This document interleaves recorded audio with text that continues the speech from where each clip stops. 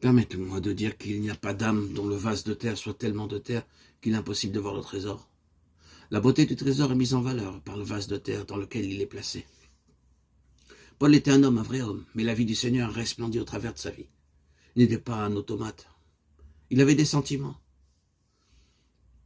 Il n'était pas invariablement triste ou heureux. Lorsqu'il était attristé, il était aussi heureux. C'est ce qui caractérise les enfants de Dieu.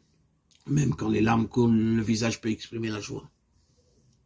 Nous conservons toujours le vain espoir de rencontrer un chrétien qui soit débarrassé du vase de terre.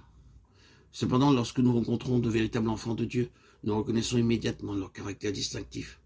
Nous reconnaissons ce qu'ils sont en eux-mêmes et aussi ce qu'ils sont dans le Seigneur. J'ai connu une sœur qui avait un tempérament très vif. Elle était vive pour tout, vive pour s'exprimer, vive pour réprimander, vive pour écrire des lettres, tout aussi vive pour les déchirer une fois écrites. Vous pouvez voir à la fois ce qu'elle était en tant que personne et en même temps vous pouvez voir le Seigneur en elle. Vous pouviez la voir souffrir dans les épreuves, mais en même temps vous étiez dévoilé sa valeur spirituelle. Il vous était possible de contempler le trésor dans un vase de terre. Beaucoup de personnes me disent avoir prié pour telle ou telle chose. Elles affirment qu'elles ont foi en Dieu et sont absolument certaines qu'il a entendu leur prière et qu'il a répondu à leurs requêtes. Cependant, rien ne se produit. Pourquoi ? Parce que leur foi est trop merveilleuse. Le trésor n'est pas dans un vase de terre. À ce propos, souvenons-nous de la prière que l'Église adressait à Dieu pour la délivrance de Pierre. Lorsque Pierre a frappé à la porte, les croyants ont dit que c'était un ange. Comprenons-nous cela? L'Église avait la foi véritable, la sorte de foi qui pouvait obtenir une réponse de Dieu. Mais la faiblesse de l'homme était toujours présente et cette faiblesse se manifestait clairement. Aujourd'hui, la foi exercée par beaucoup parmi le peuple de Dieu est plus grande que celle exercée par les croyants rassemblés dans la maison de Marie, la mère de Jean-Marc. Et ils ont une telle assurance, ils sont certains que Dieu enverra un ange et que la porte de la prison s'ouvrira. Si une rafale de vent secoue la porte, c'est Pierre qui frappe. Si la pluie tambourine, c'est encore Pierre qui frappe à la porte. Ces gens sont tellement crédules, leur foi n'est pas véritable. Dans le christianisme, le vase de terre se distingue toujours, quoique important. L'important ne soit pas le vase de terre, mais le trésor qui se trouve au-dedans. Depuis la vie d'un chrétien normal, lorsque la foi grandit, en s'attachant au Seigneur, elle peut s'exercer simultanément avec le sentiment paradoxal de toujours pouvoir se tromper. Lorsqu'il se fortifie dans le Seigneur, il est aussi plus conscient de son impuissance. Quand il est plus courageux, il devient conscient de la crainte intérieure.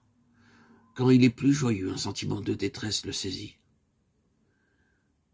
Ce paradoxe spirituel est la confirmation qu'il y a un trésor dans le vase de terre. Un chrétien, c'est une personne fondamentalement illogique. C'est quelqu'un en qui réside un paradoxe, et ce paradoxe procède de Dieu. Certains conçoivent le christianisme uniquement comme un trésor sans qu'il y ait de vase de terre. S'ils rencontrent le vase de terre quelque part, ils pensent qu'il y a quelque chose de faux. Mais la logique de Dieu est totalement différente de celle de l'homme. Voici la pensée de Dieu. Nous portons ce trésor dans des vases de terre. C'est pourquoi nous ne devons pas nous désespérer de voir encore le vase de terre. Dans son dessein, Dieu n'a pas désincarné le vase de terre. Il a placé son trésor au-dedans. C'est toujours dans le vase de terre que se trouve le trésor. Nous voyons en Paul un homme qui craint et qui cependant est fort, qui est entouré d'ennemis et qui n'est pas limité par eux. Il paraît vaincu sans cependant pouvoir être détruit. Nous pouvons remarquer en Paul sa faiblesse, mais il déclare que lorsqu'il est faible, il est fort. Nous voyons qu'il porte en son corps la mort de Jésus, mais il dit aussi que la vie de Jésus se manifeste aussi dans son corps. Il passe pour avoir une mauvaise réputation, mais il est aussi bien réputé, regardé comme imposteur quoique véridique, comme inconnu quoique bien connu, comme mourant et cependant vivant encore, comme attristé, nous sommes toujours joyeux, comme pauvres et nous nous en enrichissons plusieurs, comme n'ayant rien et nous poissonnons toutes choses. 2 Corinthiens 6:10. C'est cela un chrétien. Un trésor dans un vase de terre.